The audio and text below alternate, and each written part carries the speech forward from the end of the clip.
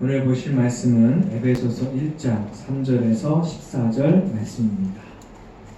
에베소서 1장 3절에서 14절입니다. 신약성경 310쪽입니다. 에베소서 1장 3절에서 14절 저와 여러분이 한 절씩 교독하겠습니다.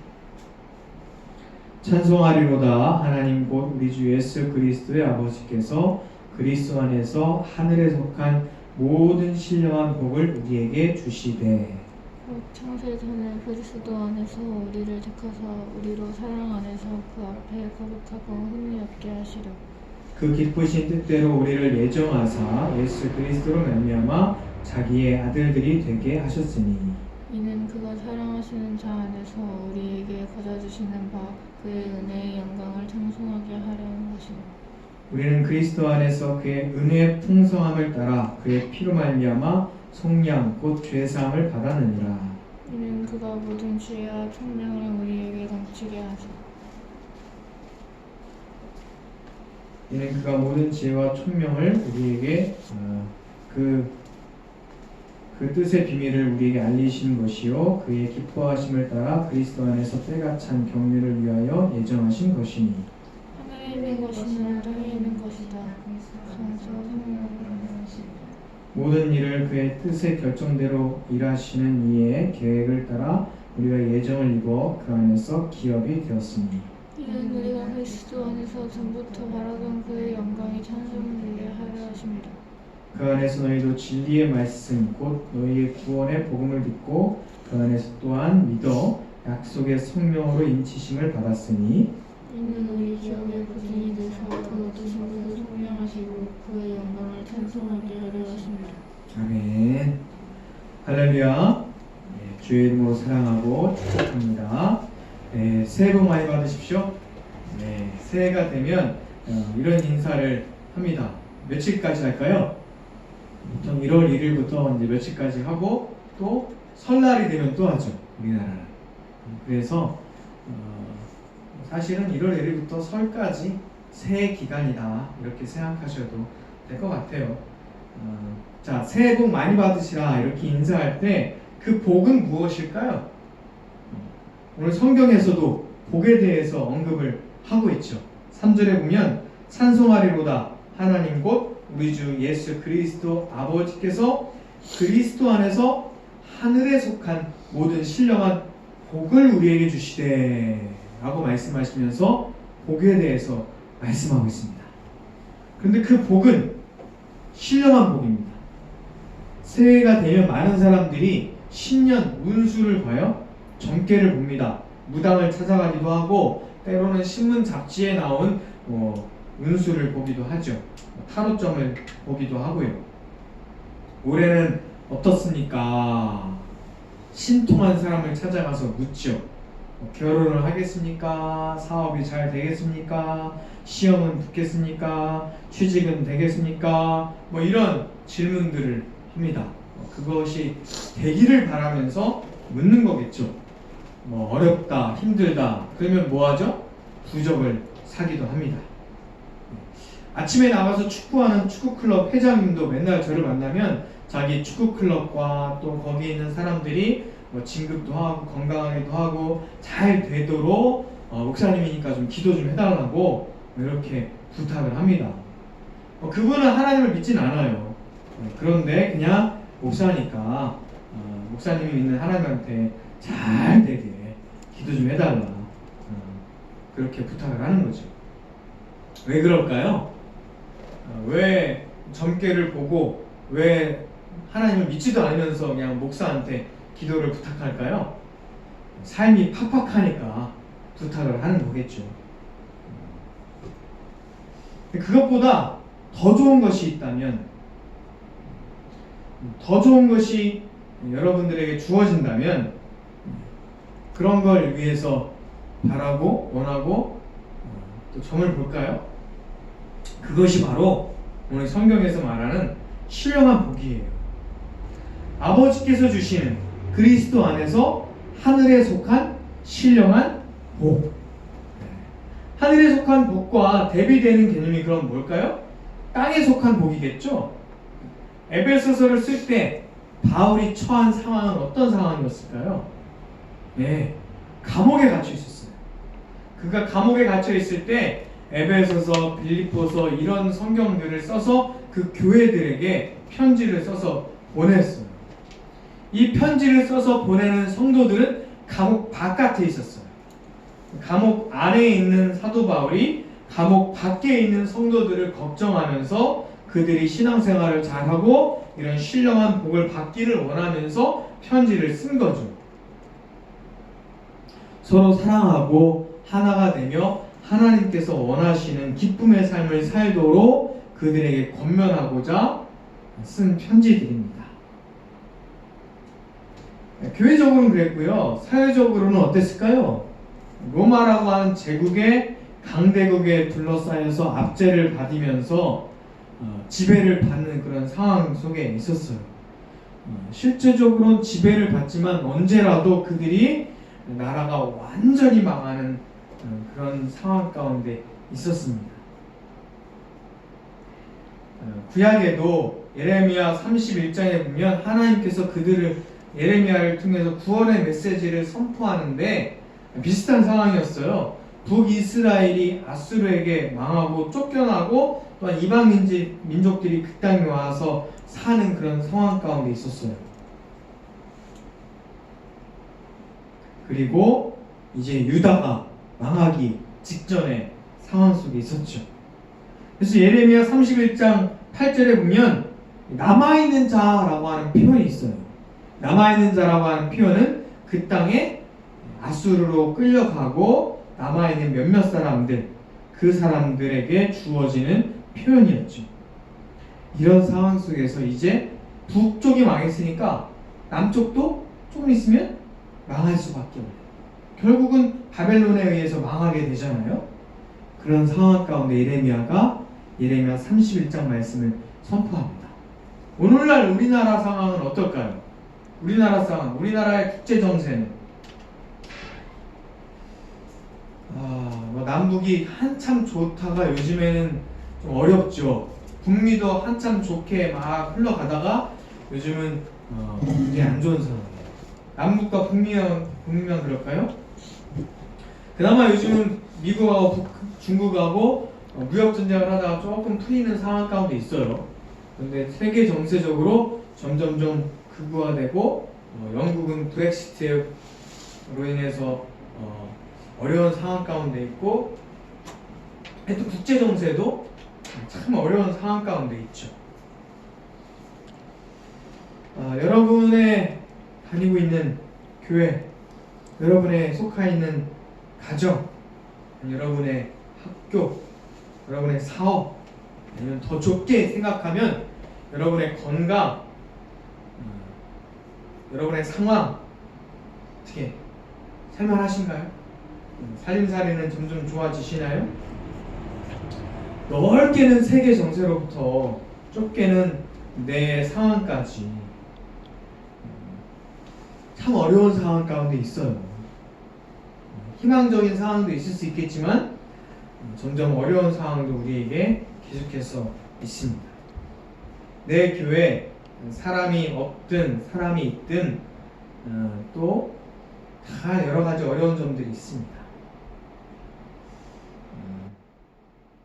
작년에 한 달에 한 번씩 어떤 어려움 가운데도 전도를 하러 오는 교회도 있는데요. 다른 어떤 교회는 가을쯤에 꼭 전도를 하러 오겠다라고 약속을 했었는데 그 속해 있는 성도들이 사업을 하시는 분들인데 사업이 올해 너무 경기가 어려우니까 토요일날 하루를 비우고 춘천까지 오기가 너무 힘들다고, 그래서 결국은 약속을 못 지키는 교회가 있었어요.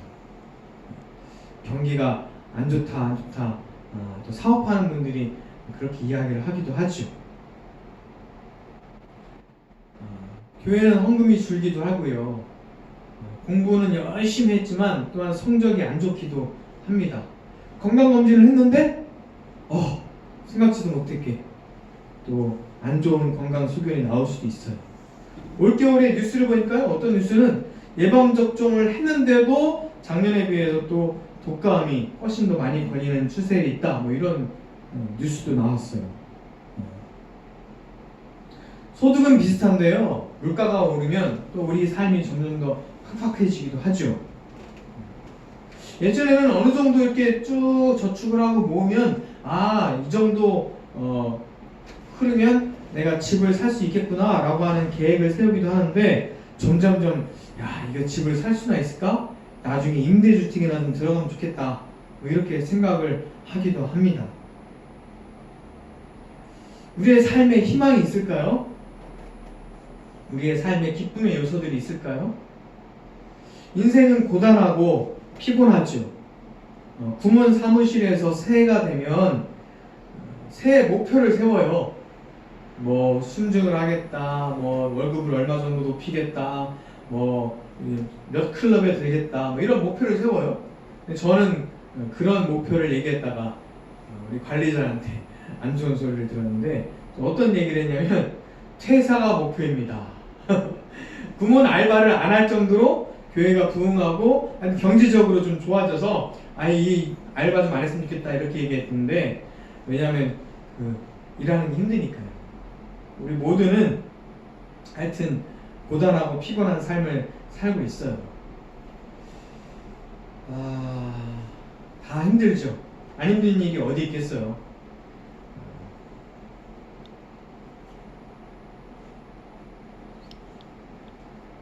다 힘듭니다. 그런데 학교를 졸업하면 공부를 끝나고 모든 세상이 편해질 줄 알지만 차라리 학교 다닐 때가 더 편했다라고 생각이 들기도 합니다. 책으로 하던 공부가 더 오히려 날 수도 있어요.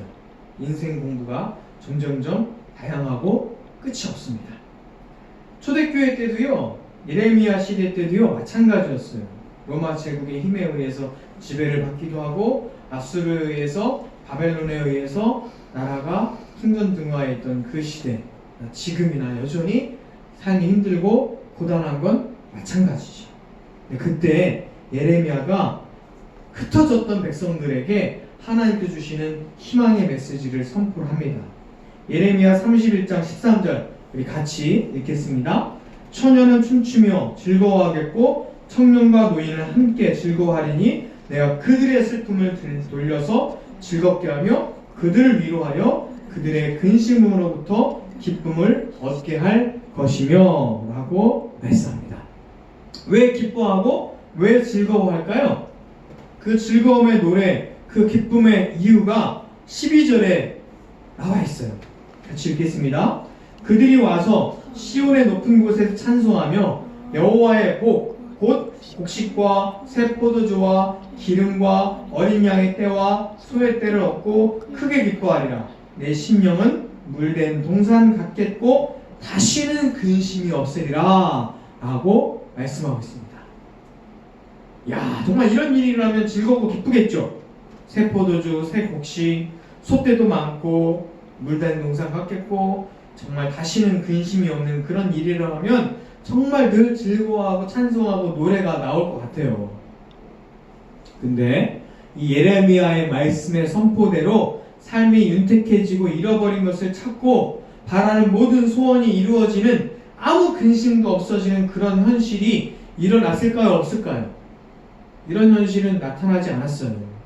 사실 이런 현실, 이 말씀이 이루어지도록 유대인들이 계속 바라던 메시아가, 그들이 바라던 메시아가 바로 이런 걸 이루어지게 하는 그런 메시아였거든요. 그런데 유대 역사 가운데 나타나지 않았어요.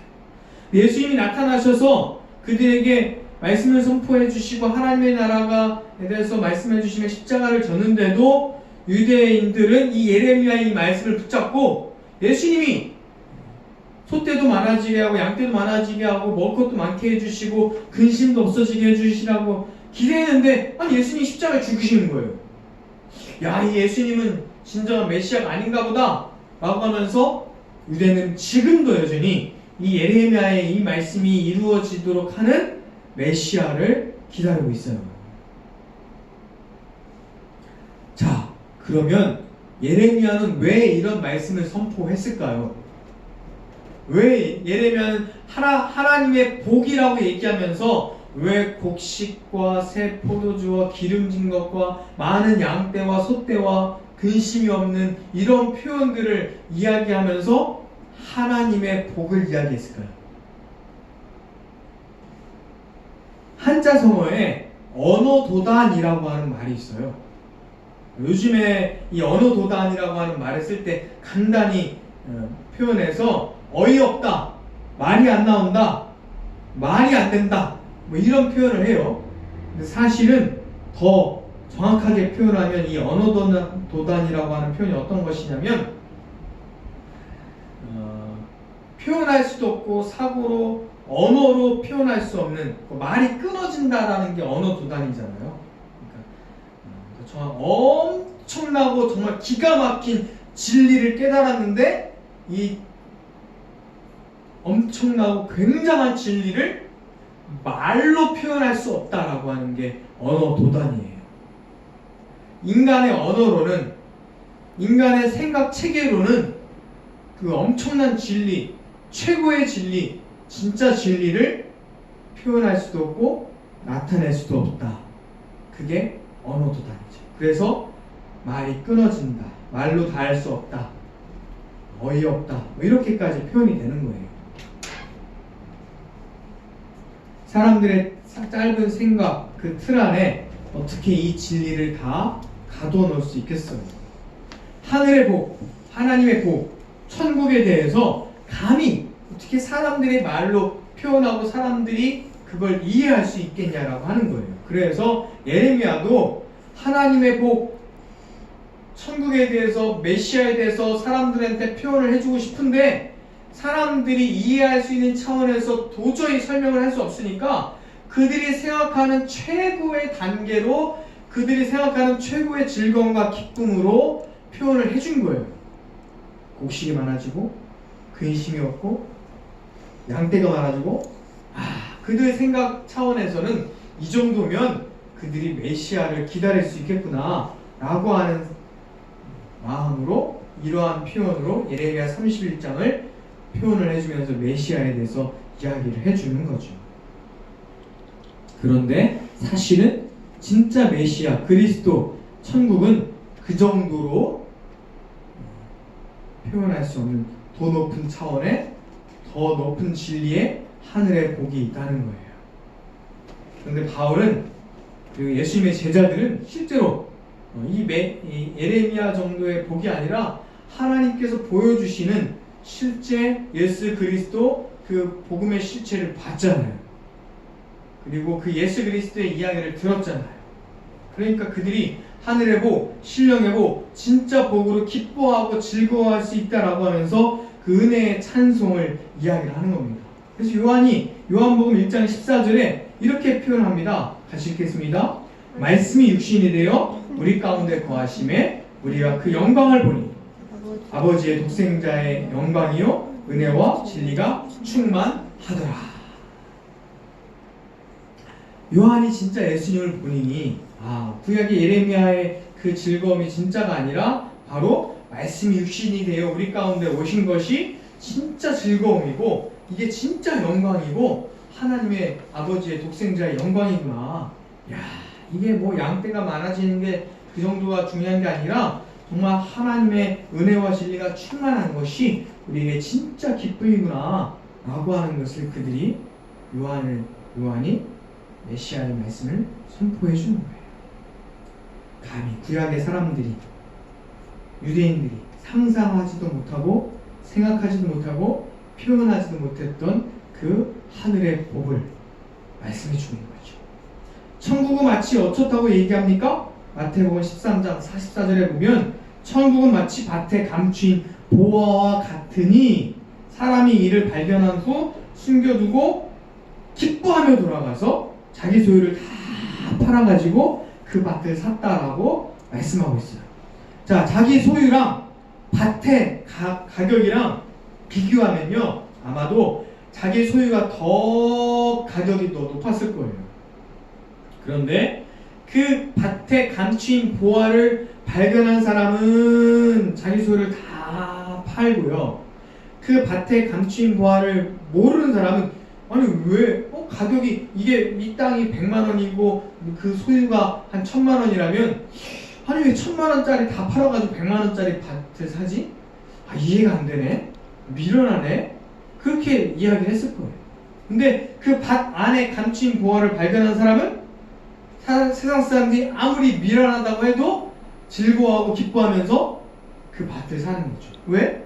그 밭 안에 감추인 보화가 있기 때문이죠. 세상 사람들은 미련하다고 할지라도 진짜 가치를 발견한 사람은 기뻐하고 즐거워할 수 있는 거예요. 예수님 안에 진짜 생명을 발견한 사람은, 예수님 안에 진짜 생명을 경험한 사람은요, 십자가의 삶을 살고 뭔가 다른 가치, 하늘의 복을 발견하고 살아가는 거예요. 고린도전서 1장 18절에 그래서 이런 말씀이 있습니다. 같이 읽겠습니다. 십자가의 도가 멸망하는 자들에게는 미련한 것이요 구원받은 우리에게는 하나님의 능력이라.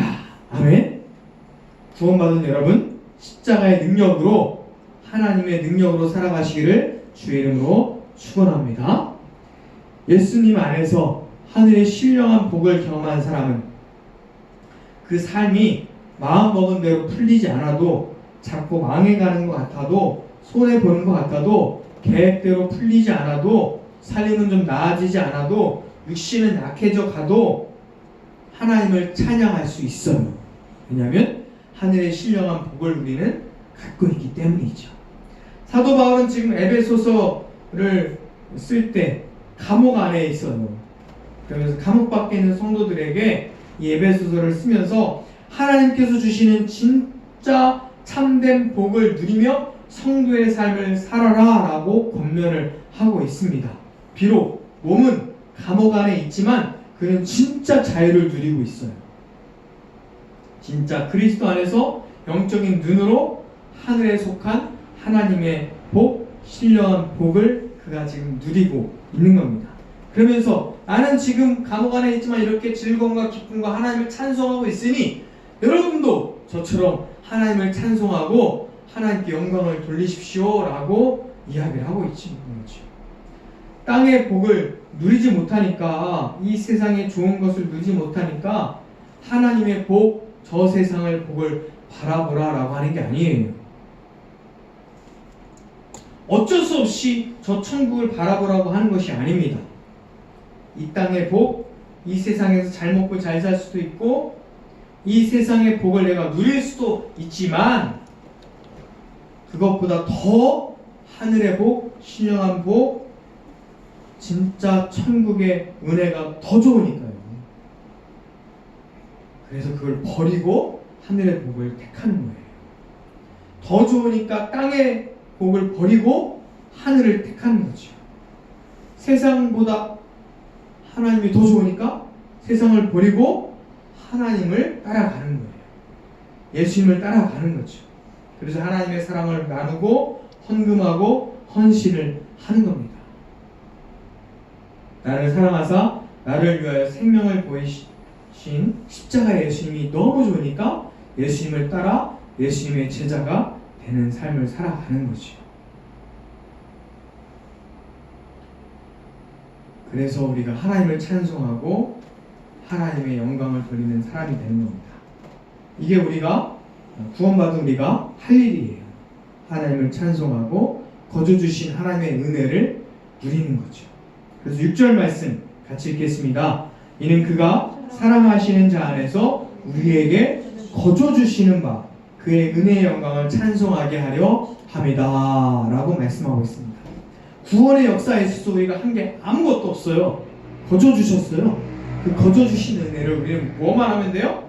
찬송하고 영광을 돌리고 찬양하면 그게 다예요. 저는 예수님 때문에 이 땅에서 보여주는 어떠한 권세와 어떤 명예와 어떤 부유함에도 기죽지 않고 하늘의 신령한 복을 누리며 진짜 기쁨과 감사함으로 살아가고 있습니다. 여러분은 어떻습니까? 여러분은 어떻게 살고 있습니까? 여러분도 그렇게 살아가기를 주의 이름으로 축원합니다. 하늘의 신령한 복, 그 복을 주시는 하나님을 찬양하십시오.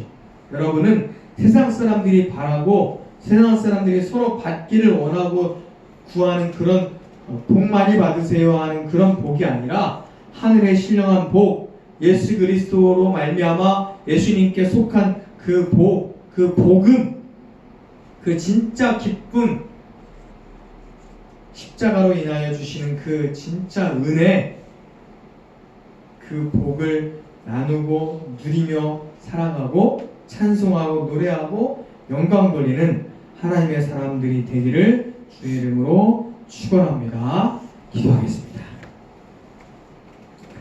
사랑과 은혜 하나님 감사합니다. 주님, 이 시간 하나님께서 주시는 신령한 복을 누리는 사람들이 되게 하여 주시옵소서. 이 시간 하나님께서 우리에게 그 아들을 주셨고 그 아들은 우리에게 물과 피를 쏟으며 우리에게 생명을 주셨습니다. 우리가 그 하나님의 사랑, 예수님의 생명을 누리는 사람이 되게 하여 주시옵소서. 성찬을 하면서 어떤 예수님의 생명, 예수님의 사랑을 누리게 하여 주시옵소서. 예수님의 이름으로 기도합니다. 아멘. 주 예수 그리스도의 은혜